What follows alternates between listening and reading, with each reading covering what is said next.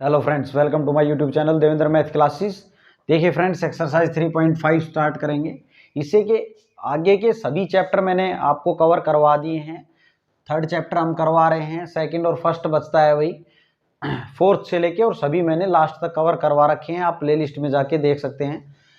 Question number 1 क्या कहता है? Which of the following pair of linear equations have unique solution, no solution और infinite many solution. कहता है नीचे इक्वेशंस आएंगी आपके पास, pair of linear equations given मिलेंगी, आपको उसमें चेक करना है कि क्या उसका यूनिक सॉल्यूशन है या नो सॉल्यूशन है या इनफाइनाइट मैनी सॉल्यूशन है उसके। In case there is a unique solution, और जिस केस में यूनिक सॉल्यूशन मिलता है अपने को, find it by using cross multiplication method. तो हमें उसका सॉल्यूशन कैसे फाइंड आउट करना है? By using cross multiplication method use करके करना है। देखिए, तो यहां पे अगर हम देखें तो इक्वेशन अपनी क्या होती है भाई? General a1x plus b1y plus c1 is equal to 0, a2x plus b2y plus c2 is equal to 0। ठीक है, अब इन इक्वेशन को इन इक्वेशन से कंपेयर करें तो यहाँ a1 की वैल्यू कितनी है? 1, या कुछ भी नहीं लिखा तो 1 है भाई। और b1 की वैल्यू कितनी है? -3। c1 की वैल्यू कितनी है? -3। a2 की वैल्यू कितनी है? 3। b2 की कितनी है? -9। और c2 की कितनी है? -2। अब हम क्या करेंगे भाई? इनका रेशियो करके देखेंगे। हमें पता है कंडीशन क्या क्या, a1/a2 करके देखें इसका रेशियो, तो 1/3 आया। b1/b2 करें तो कितना आया भाई? -3/-9, माइनस माइनस क्या हो गया? प्लस, और 3 3 9, तो ये दोनों तो इक्वल हैं। तो अब c1/c2 भी करके देख लेते हैं। c1/c2, अब c1 -3, ये माइनस का 2, माइनस माइनस क्या हुआ? प्लस हो गया, 3/2 आया। यहां क्लियरली दिख रहा है कि a1/a2 इक्वल है b1/b2 के, लेकिन इक्वल नहीं है c1/c2 के। ठीक है, अगर ऐसी कंडीशंस आती है तो लाइनें क्या होती हैं भाई? लाइनें पैरेलल होती हैं। पैरेलल लाइन है तो नो सॉल्यूशन है, और नो सॉल्यूशन अपने को इसमें यही बताना था कि यूनिक सॉल्यूशन है, नो सॉल्यूशन है, या इनफाइनाइट मैनी सॉल्यूशन है। ये क्या बोलेंगे? Therefore lines are parallel, lines are parallel, so given linear equations has no solution, जो गिवन इक्वेशन थी ये, इनका कोई सॉल्यूशन नहीं होगा भाई।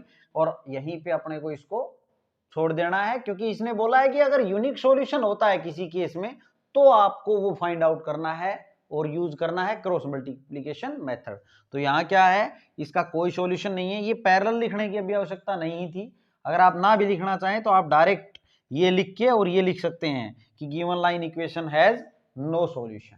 ओके फ्रेंड्स, ये नोट कर लेंगे आप। अब इसका सेकंड पार्ट देखेंगे भाई। 2x plus Y is equal to 5, 3x plus 2y is equal to 8। तो इस इक्वेशन को इस इक्वेशन से कंपेयर करने के लिए जो ये वैल्यू 5 और 8 हैं, इसको इक्वल के इधर ले आते हैं हम, इसको इस फॉर्म में बना लेते हैं भाई। y - 5 is equal to 0, equation 1 नाम रख लेते हैं इसको। और इसको 3x plus 2y minus 8 is equal to 0, इसको इक्वेशन 2 नाम रख लेते हैं। अब 1 को कंपेयर करें इस इक्वेशन से, तो a1 b1 c1 की वैल्यू लिखें। a1 कितना है यहाँ पे? 2, b1 कितना है? 1, और c1 की वैल्यू कितनी है? -5। a2 कितना है? 3, b2 कितना है? 2, और c2 कितना है भाई? -8। ठीक है, अब इनका रेशियो फाइंड आउट करते हैं हम। a1/a2 करें भाई तो कितना आया? a1 2, और ये 3, 2/3 आ गया। b1/b2 करें तो 1/2 आया। अब c1/c2 करने की आवश्यकता ही नहीं है वैसे तो देखें तो, a1/a2 इक्वल नहीं आ रहा b1/b2 के, है ना? यहाँ पे a1/a2 जो है वो इक्वल नहीं है b1/b2 के। तो हमने क्या बता रखा है? ये नॉट इक्वल टू शुरू में ही आता है। इसका मतलब देखें, ये कट कर रहा है ना भाई, मतलब इंटरसेक्टिंग लाइनें हैं। ये जो दोनों लाइनें वो क्या है? इंटरसेक्टिंग लाइन है। और इंटरसेक्टिंग लाइन है तो उसका सॉल्यूशन क्या होगा? यूनिक सॉल्यूशन होगा। क्या लिखेंगे? Therefore given lines are intersecting, given lines are intersecting, ठीक है। Given lines are intersecting, given lines क्या है, इंटरसेक्टिंग है, देयरफॉर इक्वेशन, ये जो गिवन इक्वेशन है, given pair of linear equation has unique solution, क्या सॉल्यूशन होगा भाई इसका, यूनिक सॉल्यूशन होगा। देखो इसने बोला था कि नो सॉल्यूशन होगा, यूनिक सॉल्यूशन होगा, नो सॉल्यूशन या इनफाइनाइट मैनी सॉल्यूशन। अब इसने ये भी बोला है कि अगर किसी केस में यूनिक सॉल्यूशन है तो हमने फाइंड आउट करना है क्रॉस मल्टीप्लिकेशन मेथड से। अब इसमें क्या है भाई, इस इक्वेशन के यूनिक सॉल्यूशन है इन इक्वेशंस के, तो हमें अब इसको सॉल्यूशन को फाइंड आउट भी करना है किस मेथड से, क्रॉस मल्टीप्लिकेशन मेथड से।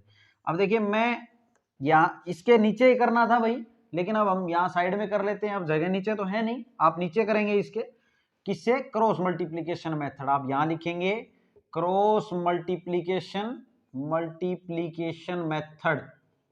देखो क्रॉस मल्टीप्लिकेशन मेथड कैसे यूज करना है आपको, आपने ये जो इक्वेशन है ये दोनों, ये फर्स्ट और सेकंड, ठीक है, इसको लेके x upon is equal to Y upon और इज इक्वल टू 1 अपॉन ऐसे लिख लेना है भाई, ठीक है। सिंपल वे हम आपको बताएंगे कैसे आपने कर लेना है। अब फर्स्ट और सेकंड इक्वेशन को देखें आप, तो आपने जब यहाँ x के नीचे जब लिखेंगे शुरू में, तो आपने x के कोफिशिएंट छोड़ देने हैं और y से स्टार्ट करना है। y के कितने हैं भाई, 1 और 2, 1 यहां लिखना है और 2 यहां लिखना है आपने, ठीक है, ऐसे ध्यान में रहेगा, फॉर्मूला रटेंगे तो भूल जाएंगे आप। फिर x का आपने लिखा, x का नहीं लिखा, फिर y का लिखा 1 और 2, ठीक है। फिर उसके बाद इससे आगे बढ़े तो -5 आया और -8 आया। फिर आपको 0 पे नहीं जाना, फिर वापस पीछे से आ जाना है, फिर लिखेंगे 2 और 3, यहां लिख दें 2 और 3, ठीक है। फिर उससे आगे बढ़े तो 1 और 2 आया, 1 और 2। देखें अगर आप सही लिखते हैं तो ये जो शुरू में लिखेंगे वही आप लास्ट में पाएंगे भाई, यहाँ 1 2 लिखा था, यहाँ भी 1 2 है, ऐसे आपने इसको लिख लेना है, ठीक है। अब क्या करना है आपने, x upon is equal to Y upon is equal to 1 upon. अब देखो आपने ये जो दिख रहा है ये चारों, पहले इसको इससे मल्टीप्लाई करना है, माइनस ऑफ इसको इससे मल्टीप्लाई, ठीक है। इसको इससे मल्टीप्लाई करें तो कितना आया, -8 आया। ये बात ध्यान रखना, पहले इसको मल्टीप्लाई नहीं करना है, पहले इसको इससे करना है, ठीक है। और यही पैटर्न इन तीनों में अपनाना है आपने, इसमें भी पहले इसको इससे करना है जब इसके नीचे लिखेंगे, और जब इसके नीचे लिखेंगे तो इसमें भी पहले इसको इससे ही मल्टीप्लाई करना है। कंफ्यूज नहीं होना है भाई, एक ही तरीका अपनाना है आपने। तो यहाँ क्या होगा, इसको इससे करेंगे तो -8, अब माइनस अपनी तरफ से लगाना है, फिर इन दोनों का मल्टीप्लाई करना है आपने। ये कितना आया, -10 आया, 5 दूनी 10, -10 है तो यहाँ -10 ब्रैकेट लगा के लिख देता हूं मैं। अब इस पे आए तो इस y पे आएंगे, तो अब ये दोनों लेने हैं आपने, इसका इससे मल्टीप्लाई करेंगे तो -15 आया, माइनस अपनी तरफ से, अब इसका इससे मल्टीप्लाई, -8 का 2 से करेंगे तो -16 आ जाएगा। अब आगे देखें भाई, फिर इन दोनों को लें तो 2 को 2 से करें तो 4 आएगा, -3 को 1 से करेंगे तो 3 आ जाएगा। यहाँ कितना आ गया, x अपॉन ये माइनस का 8 और प्लस का 10 हो गया, is equal to y upon minus का 15 और प्लस का 16 हो गया भाई, इज इक्वल टू 1/1 हो जाएगा। यहाँ कितना बन गया, x/2 बन गया, इज इक्वल टू y/1 बन गया, प्लस का बचेगा ना 1 भाई, 16 प्लस का बड़ा है, इज इक्वल टू 1। तो यहां से जब ये तीनों इक्वल हैं तो ये भी 1 के इक्वल है, x/2 भी 1 के इक्वल है और y/1 भी 1 के इक्वल है, तो यहां से x और y की वैल्यू आ जाएंगी। यहां से क्या लिखेंगे आप, यहां लिख देता हूं भाई x/2 इज इक्वल टू 1, तो क्रॉस मल्टीप्लाई करें 1/1 तो x इज इक्वल टू क्या आ जाएगा, 2 आ जाएगा, और y इज इक्वल टू कितना आ जाएगा, 1 भाई, y/1 इज इक्वल टू 1/1, तो y की वैल्यू कितनी आ गई 1 और x की कितनी आ गई 2। यही इसका यूनिक सॉल्यूशन है। देखिए यूनिक सॉल्यूशन का मतलब ये है केवल एक सॉल्यूशन, यूनिक का मतलब एक, केवल यही सॉल्यूशन ऐसा है जो in linear pair of equation को सेटिस्फाई करेगा। आपने आंसर सही निकाला है या नहीं निकाला तो आप इसमें रख के x की वैल्यू 2 और y की 1 रख के दोनों इक्वेशन में देख सकते हैं, दोनों को क्या करेंगे, ये सेटिस्फाई करेंगे। देखो भाई मैं रख के दिखा देता हूं, ये रफली आप अगर आपके पास टाइम हो तो ही रख के देखेंगे। x की 2 रखेंगे, 2 दूनी 4 हो गया, और y की वैल्यू कितनी है 1, तो 5 इक्वल टू 5 होगा कि नहीं। अब इसमें रख के देख लो, x की वैल्यू 2, 3 दूनी 6 और y की 1 है तो 6 और 2 8, 8 इज इक्वल टू 8 है कि नहीं। तो यही एकमात्र ऐसा सॉल्यूशन है इसका, यूनिक सॉल्यूशन, जो इसको क्या करेगा, सेटिस्फाई। ये सेटिस्फाई कर रहे हैं, मतलब आपका आंसर बिल्कुल ठीक है। आपने आंसर की जांच भी कर सकते हैं, आप ये नोट कर लेंगे आप। ये था आपका सेकंड पार्ट। अब इसका थर्ड पार्ट देखें भाई, 3x minus 5y is equal to 26x minus 10y is equal to 40। ये इक्वेशंस है अपने पास, linear pair of equation given है। हमें देखना है कि इसका सॉल्यूशन यूनिक है, इनफाइनाइट मैनी सॉल्यूशन है या नो सॉल्यूशन है। अगर यूनिक सॉल्यूशन है तो वो हमें फाइंड आउट भी करना है, ठीक है। तो ये जो इक्वेशन है, इसको ये जो इन इक्वेशन से क्या करेंगे, कंपेयर करेंगे। तो C1 इसको इधर कर लेते हैं भाई। देखो 3x minus 5y minus 20 is equal to 0। अब कंपेयर करेंगे तो पहले ऐसा बना लेते हैं इन इक्वेशंस को, इसको 1 नाम रख लेते हैं, और 6x माइनस 10y 40 को इधर ले आए minus 40 is equal to 0, equation 2। अब इक्वेशन 1 को कंपेयर करें आप इस इक्वेशन से, तो a1 की वैल्यू कितनी आ गई 3, b1 कितना आ गया भाई -5, और c1 की वैल्यू -20, ठीक है।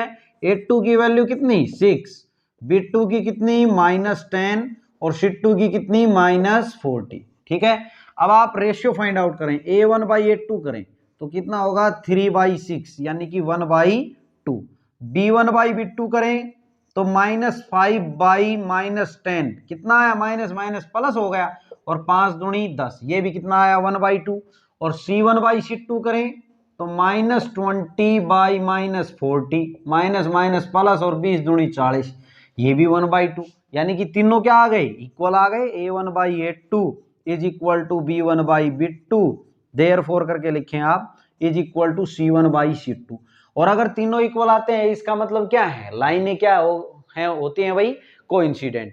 कोइंसिडेंट लाइन है तो इनफाइनाइट मैनी सॉल्यूशन है, और इनफाइनाइट मैनी सॉल्यूशन है तो आपने आगे तो इसको करना ही नहीं है, क्योंकि यूनिक सॉल्यूशन है, तभी आपने क्वेश्चन में उसके सॉल्यूशन फाइंड आउट करने हैं, ठीक है। तो आप यहां क्या लिखेंगे, therefore lines are coincident, these are coincident lines are coincident, ठीक है। तो लाइंस कोइंसिडेंट हैं तो आप क्या कह देंगे, therefore given pair of linear equations have infinite many solutions, ठीक है भाई। Given pair of linear equation कितने सॉल्यूशन रखेगी, इनफाइनाइट मैनी सॉल्यूशन रहेंगे इसके, ठीक है। आप ये बीच वाली लाइन अगर ना भी लिखें तो भी कोई दिक्कत नहीं है, बट ये जरूर लिखनी है आपने, क्योंकि ये तो बताना ही है भाई, कि आप नोट कर लेंगे अपना थर्ड पार्ट। इस क्वेश्चन का लास्ट पार्ट देखेंगे भाई, फोर्थ पार्ट। देखिए ये जो इक्वेशंस गिवन है ये ऑलरेडी इस फॉर्म में गिवन है भाई, हमने इसको फर्स्ट और सेकंड मान लिया है। अब इस इक्वेशन को फर्स्ट इक्वेशन से कंपेयर करें तो यहाँ a1 की वैल्यू कितनी है 1, b1 की कितनी है -3, और c1 की कितनी है -7, ठीक है। a2 की बात करें तो a2 की वैल्यू कितनी है, अब इस इक्वेशन को कंपेयर करें इससे, 3, b2 की कितनी है -3। देखो ये माइनस इसलिए आ रहे हैं क्योंकि यहाँ तो प्लस है ना भाई, और यहाँ माइनस का है तो ये माइनस ही आएगी। और c2 की वैल्यू कितनी है -15। अब आप a1 अपॉन a2 करें तो कितना आएगा 1/3, b1 बाई b2 करके देखें तो क्या आएगा भाई -3 -3, माइनस माइनस क्या हो गया +3 से 1, तो ये दोनों इक्वल नहीं आए। अब आपने c1 बाई c2 करें या ना करें उससे कोई फर्क नहीं पड़ता, करें तो भले ही कर लें -7 बाई -15, ठीक है। यहां अगर ये दोनों इक्वल नहीं आते शुरू में ही तो हमें पता है कि सॉल्यूशन क्या होने हैं, लाइनें क्या होंगी, इंटरसेक्टिंग होंगी, और लाइन इंटरसेक्टिंग होंगी तो यूनिक सॉल्यूशन होगा, और इसका यूनिक सॉल्यूशन होगा तो हमने वो बताना भी है क्रॉस मल्टीप्लिकेशन मेथड से। तो देखिए यहाँ पे क्या है, देयरफॉर आप कहेंगे a1 upon a2 not equal to b1 by b2, और अगर ऐसा है तो लाइंस क्या है, इंटरसेक्टिंग लाइंस हैं। गिवन लाइंस आर इंटरसेक्टिंग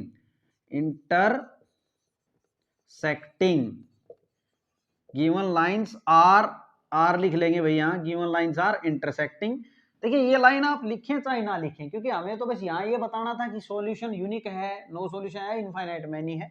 ये लिख दे तो अच्छी बात है, स्टार्टिंग से चल रही है और ये पता भी होना चाहिए अपने को। गिवन लाइंस आर इंटरसेक्टिंग, तो और यहां पे लिखेंगे देयरफॉर लीनियर पेयर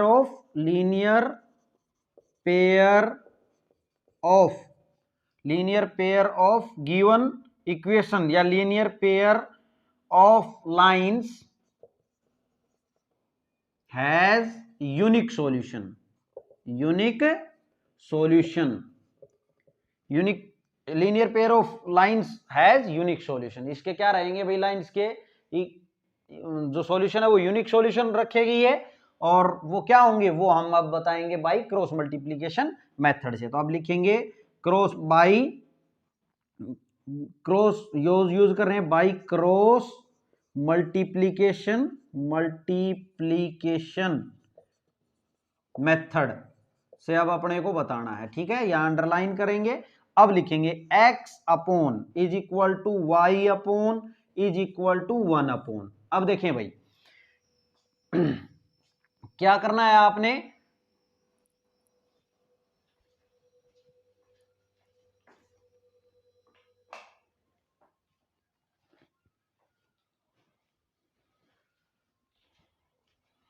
अब देखें भाई क्या करना है आपने, x के नीचे क्या लिखेंगे। देखो ये दोनों इक्वेशन हैं, आप जब x के नीचे यहां लिखेंगे तो आपने x के कोफिशिएंट छोड़ देने हैं और y से स्टार्ट हो जाना है। तो यहां -3 और -3 आप यहां लिख देंगे, ठीक है। उसके बाद में फिर आप इससे आगे बढ़े, फिर आएगा -7, यहां लिख दें आप -7 और -15, ठीक है। फिर उसके बाद में आप 0 पे ना जाएं, वापस पीछे आ जाएं, यहां आएगा 1 और 3 लिखें आप, और फिर आप आगे बढ़ें तो -3 और -3। क्लियर है भाई। देखो ये जो शुरू में आप लिखते हैं वही पेयर आपको पीछे दिखेगा। क्लियर है। अब आपने क्या करना है, पहले इसको इससे मल्टीप्लाई, माइनस ऑफ इसको इससे मल्टीप्लाई, ठीक है। देखो अब मैं यहां कर देता हूं वही, यहां पे लिखूं x अपॉन, अब पहले इसको इससे मल्टीप्लाई करना है, इस बात का ध्यान रखना है। 15 को -15 को -3 से करेंगे तो प्लस का 45 आएगा भाई, प्लस का 45 माइनस अपनी तरफ से। अब देखें इसको इससे करेंगे तो 7 या 21, प्लस का आएगा 21, माइनस माइनस प्लस हो गई यही, तो प्लस का 21 इज इक्वल टू, बीच में इक्वल का साइन है, y अपॉन। अब देखें भाई अब इन दोनों को पकड़ लेना है, पहले इसको इससे मल्टीप्लाई तो माइनस का 21 आया, -7 और 3 को करेंगे तो -21, माइनस इसको इससे तो माइनस का 15 आया, मल्टीप्लाई किया तो -15 को 1 से करेंगे तो -15, ब्रैकेट लगा के लिख लें आप, इज इक्वल टू 1 अपॉन, यहां देखें इसको इससे मल्टीप्लाई करेंगे तो -3 आएगा, माइनस, अब यहां देखें इसको इससे मल्टीप्लाई कर लें तो क्या आएगा, -9 आएगा, 3 को -3 से करेंगे तो -9 आएगा, ठीक है।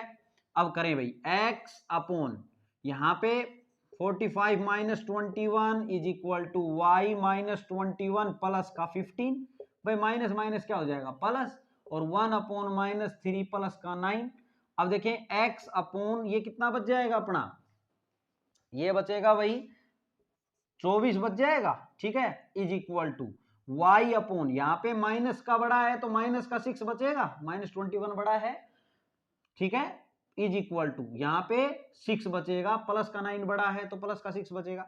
अब ये x बाई 24 ये जो है ये 1/6 के ये भी इक्वल है, और ये जो y बाई -6 है ये भी 1/6 के इक्वल है। भाई जब तीनों इक्वल हैं तो ये भी इसके इक्वल है और ये भी इसके इक्वल है, ऐसा ही क्या है।